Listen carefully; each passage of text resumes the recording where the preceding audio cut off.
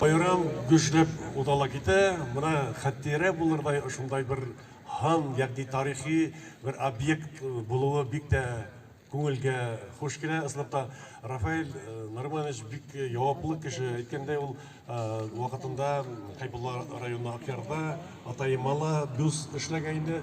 Ул инде фото һәм ниндидер кешеләрнең һөйләве буенча эшләһә инде. Бүгенге менә асыласак һәйкәл Көтәп Батыр бит инде ул тарихи шәхес, уны беребез дә күрмәгәнбез. Ләкин ул Рафаэль Нарманович бик жауаплы карап, Түнгәвер аруына хас һадаттар, ягъни берничә фотоны алып, бүгенге көндә яшәгән дип әйтәйек, ир-атларның фото рәсемнәрен алып, шуны өйрәтеп, дөйем Түнгәвер аруының типажы дип әйтәйек инде. Дөйем һадаттарын, уның карашларын, булмышын киемнән әйткәндә менә дөрес әйтәгез, ул тарих кием буенча ниндидер Түнгәвергә генә хас булган элементтар, бирәлеше хакында бик кызыксынып, борсылып, менә ошылай эшләһәк, ярдәм итегез музейдан табырга дип мөрәҗәгать итеп, Рафаэль Нарманович ысылта йөрәген биреп эшләне һәм менә асылгас бу һәйкәлдән нитеклем уңышлы булу сыгывын үдегедә баһаларыгыз.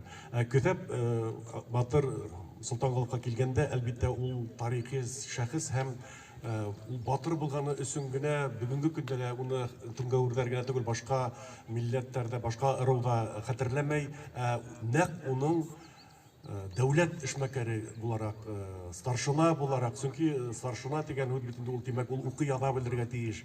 Үзенең башка милләтләр белән дә типә-тиң булдырып һөйләшү мөмкинчелеге булуы хакында һәм тарихи документларда өйрәнгәндә ул үзен башкалар белән типә-тиң куя белеп, ягъни үзенең дәрәҗәһен белгән старшина, ягъни дәүләт эшмәкәре булган.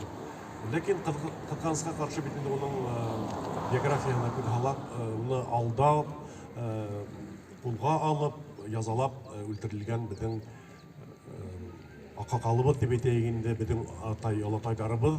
Шуңа күрә уның Көтәп Батырдың исеме алтын хәрефләр белән тарихка язылган һәм безнең яшь буынның дип әйтәйек инде, Түнгәвер ыруының гына түгел, башка ыруның да, милләттәшләрнең дә уны хәтерләп һәм киләсәктә дә Алла бирһә, үзебезнең башка батырларыбыз гына шулай Баймак һәм артабан эстафетаны кайһы район алыр икән, аны бик бәхәс бара, Хайбулла ала микән, Бөрьән алыр микән, шул төбәктәрдә дә Алла бирһә, үзебезнең Түнгәвер батырларына һәйкәлләр һәм һандар эшләүде дәвам итәрбез дигән нияттәбез.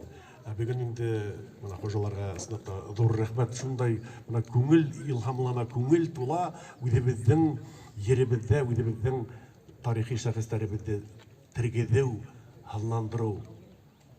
Менә уның һанына караһаң, ул нәкъ безнең Көтәп Батыр шулай булган күңелдә калды.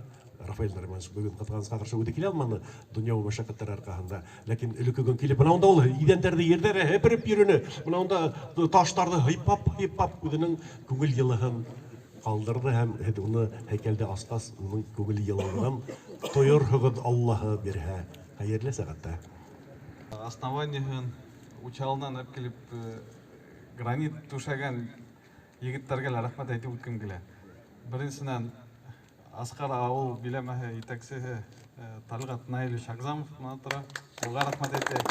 Әлбиттә, безнең эшкуар, ошонда безнең депутат, совет депутаты Ямил Баймурзин, Ямил безнең Аскар егет. Хөрмәтле дуслар, Батыр Көтәп Солтанголыкка һәйкәл асу хукугы Илдар Таһир улына һәм Хөрмәтулла Газзали улына тапшырыла. Рәхим итегез.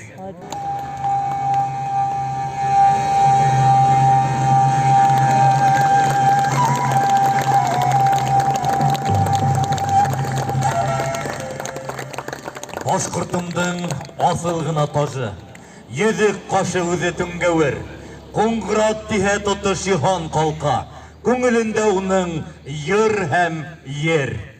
Бу аттардан үтеп алга бара, этәргән көз, һин бит Түнгәвер, асыл гына тажы Башкортымдың, рухын, котын хаклар әзмәвер.